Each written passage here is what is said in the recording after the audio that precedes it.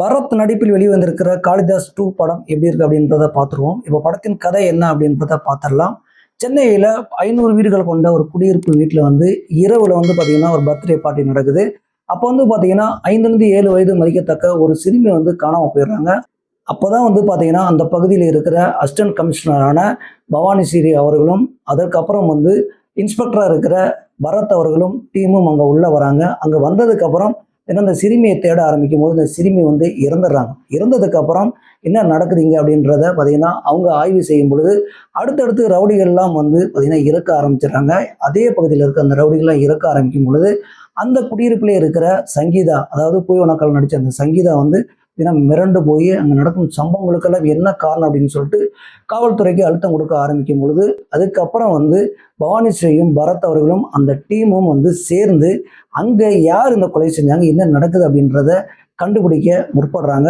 அப்போதான் வந்து பார்த்தீங்கன்னா அந்த ஃப்ளாட்டில் இருக்கிற அஜய் கார்த்தி மீது சந்தேகம் வருகிறது. அவர் மீது வந்து சந்தேகம் எழுந்து அதுக்கப்புறம் விசாரணை மேற்கொள்ளும் பொழுது அவரை வந்து காப்பாற்ற வரார் வக்கீலாக இருக்கிற பிரகாஷ் ராஜ் அவர்கள். அவர் வக்கீலாக இருந்து காப்பாற்றின பின்பு பார்த்தீங்கன்னா அதற்கப்புறம் அடுத்தடுத்த நடக்கும் சம்பவங்களுக்கும் அஜய் கார்த்திக்கும் தொடர்பு இருக்கிறதா, சங்கீதாவுக்கு என்ன தொடர்பு இருக்கிறது, இதில் பரத் என்ன செஞ்சார், பவானி ஸ்ரீ என்ன பண்ணாங்க, பிரகாஷ் ராஜ் என்ன பண்ணார் அப்படின்றதான் ஒட்டுமொத்த காளிதாஸ் 2வோட கதையே.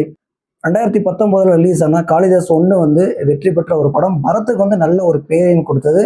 ஆனால் இந்த படத்தில் வந்து இன்ஸ்பெக்டராக வரக்கூடிய பரத் அவர்கள் வந்து ரொம்ப சைலண்டாகவே நடிச்சிருக்காரு. இதில் ஹீரோயின்லாம் கிடையவே கிடையாதுங்க. இதில் பவானி ஸ்ரீ அவர்கள் வந்து பார்த்தீங்கன்னா அசிஸ்டன்ட் கமிஷனாக நடிச்சிருக்காங்க. அவங்க தான் ஒட்டுமொத்த கதையும் தூக்கிட்டு போனாங்க அப்படின்னே சொல்லலாம். அவங்க தான் ரொம்ப ரொம்ப முக்கியத்துவம் கொடுத்துருக்காங்க. ஃபர்ஸ்ட் ஆஃப் ஃபுல்லாக வந்து பரத் அவர்கள் வந்து பவானி ஸ்ரீ கூட தான் வராரு. ஆனால் எதுவும் பண்ண மாதிரியே தெரியல. இந்த பக்கம் வந்து பார்த்தீங்கன்னா வக்கீலாக வரக்கூடிய பிரகாஷ் ராஜ் அவர்கள் வந்து ஏதாவது பண்ணுவார் அப்படின்னு எதிர்பார்த்தோம். அவரு எதுவுமே பண்ணவில்லை. இடையில வந்து கிஷோர் அவர்களும் வராரு. அவரும் வந்து அவர் பங்குக்கு ஏதாவது ஒரு பண்ணுவார்னு பார்த்தோம். அவரும் எதுவும் பண்ணலை. ஆனால் இதில் ஒட்டுமொத்த கதையும் பவானி ஸ்ரீ அவர்கள் தான் வந்து தூக்கிட்டே போனாங்க. நம்ம சொன்ன மாதிரி இதில் பரத் அவர்களும் இடையில வந்து காணாமல் போயிடுறாரு. இல்லை செகண்ட் ஆஃப் ஃபுல்லாகவே பார்த்தீங்கன்னா அஜய் கார்த்தி நோய் தான் கதை வந்து போய்கிட்டே இருக்கு. அவரு யார் அப்படின்னு நம்ம பார்த்தோம்னா அவர் தான் இந்த படத்தை தயாரிப்பாளரோட பையனாக இருக்கிறதுனால அவருக்கு ரொம்ப ரொம்ப முக்கியத்துவம் கொடுத்துருக்காங்க. சரி, இவருக்கு முக்கியத்துவம் கொடுத்தீங்க. ஆனால் ஃபர்ஸ்ட் பாகத்தில் வந்து பரத் அவர்கள் தான் அந்த படத்தை ஒட்டுமொத்த படத்தையும் தூக்கிட்டு போனார். அவருக்கு ஏதாவது ஒன்று பண்ணியிருந்துருக்கலாம்ல. அதனால அந்த கேரக்டரையும் வந்து ரொம்ப மெருகேத்தமாக பண்ணிட்டாங்க. கிளைமேக்ஸில் ஒரு ட்விஸ்ட் வச்சுருக்காங்க.